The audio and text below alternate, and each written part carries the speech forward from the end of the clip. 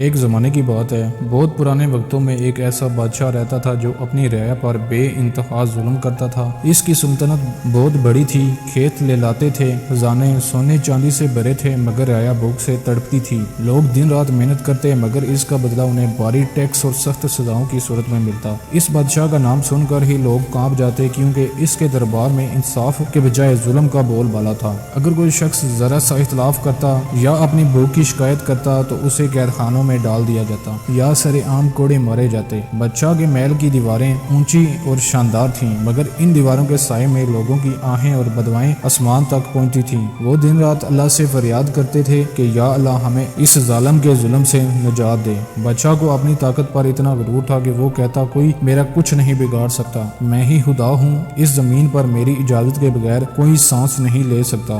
یہ الفاظ اس کے غرور اور تکبر کو ظاہر کرتے تھے، مگر آسمان پر ایک رب موجود تھا جو سب دیکھ رہا تھا۔ لوگوں کے صبر کی گھڑیاں گزر رہی تھیں، بادشاہ دن بہ دن زیادہ ظالم ہوتا جا رہا تھا۔ وہ اپنے خزانے کو بھرنے کے لیے نئی نئی سزائیں اور ٹیکس لگاتا۔ کسانوں کے پاس دانے نہ بچتے، بچے بھوک سے بلک بلک کر جان دیتے، مگر بادشاہ اپنی عیش و عشرت میں مگن رہتا۔ وہ ناچ گانے، شراب و شواب اور دنیاوی لیسوں میں ڈوبا رہتا۔ اسے اپنی رعایا کی کوئی فکر نہ تھی، لیکن کہا جاتا ہے کہ ظلم جب حد سے بڑھتا ہے تو ختم ہو جاتا ہے، اور جب کسی کے صبر کی انتہا ہو جائے تو اللہ کی مدد آتی ہے۔ یہی حال اس سلطنت میں بھی ہوا۔ ایک رات بادشاہ نے خواب دیکھا، ایک بڑا لشکر اس کے محل کی طرف بڑھ رہا ہے، آسمان سے آگ برس رہی ہے اور وہ تنہا کھڑا ہے، اس کے تاج اور تخت کو زمین نگل رہی ہے۔ بادشاہ چیختا ہے مگر کوئی اس کی مدد کو نہیں آتا۔ خواب سے جاگا تو پسینے میں شرابور تھا، مگر اس نے اس خواب کو مذاق سمجھا اور پھر اپنی عیاشیوں میں لگ گیا۔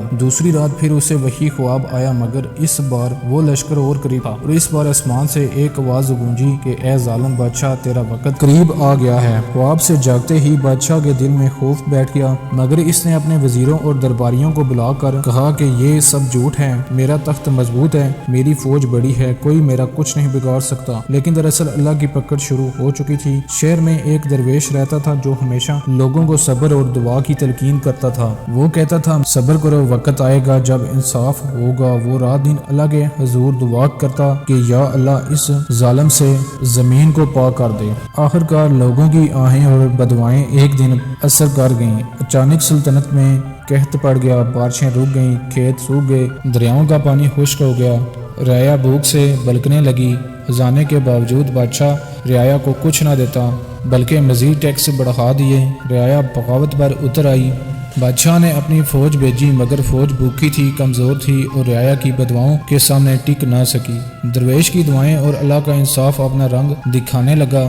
ایک دن محل کے اندر آگ لگ گئی، خزانے جل گئے، بادشاہ کا غرور زمین بوس ہو گیا اور بھاگتا رہا، مگر زمین تنگ ہو گئی۔ آخر کار وہی رعایا جس پر وہ ظلم کرتا تھا اسے گھیر کر کہنے لگی آج بتا تیرا غرور کہاں گیا، تیرا تاج کہاں گیا، تیرا تخت کہاں گیا۔ بادشاہ روتا رہا، مگر اب کوئی سننے والا نہ تھا۔ اس کی فوج ٹوٹ گئی، اس کے وزیر بھاگ گئے اور وہی محل جو غرور کی علامت تھا مٹی کا ڈھیر بن گیا۔ لوگ خوشی خوشی شکرانے کی نفل پڑھنے لگے۔ درویش نے کہا دیکھو اللہ کا انصاف کیسا کامل ہے، جو ظالم ہوتا ہے وہ کبھی بچ نہیں سکتا، اگرچہ وقت لگے مگر انجام ضرور آتا ہے۔ اس کے بعد سلطنت میں امن قائم ہوا، لوگ آزاد ہوئے، کھیت سرسبز ہونے لگے، بارشیں برسنے لگیں، اور سب نے جانا کہ اللہ کے گھر دیر ہے اندھیر نہیں۔ اور یہ کہانی ہمیں یہ سبق دیتی ہے کہ ظالم کبھی نہیں چلتا، طاقت کے نشے میں چور انسان کو ایک دن اپنے انجام سے دو چار ہونا ہی پڑتا ہے۔